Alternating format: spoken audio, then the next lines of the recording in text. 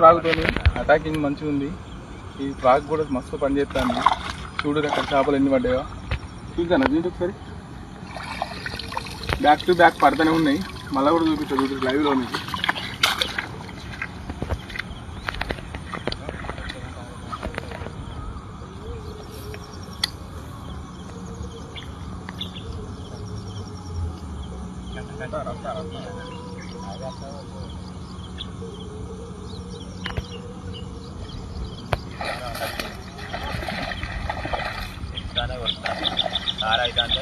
చెప్పిందా చూసి రిజల్ట్ ఎట్లుందో దుష్మన్ ఫ్రాగ్ బ్లాక్.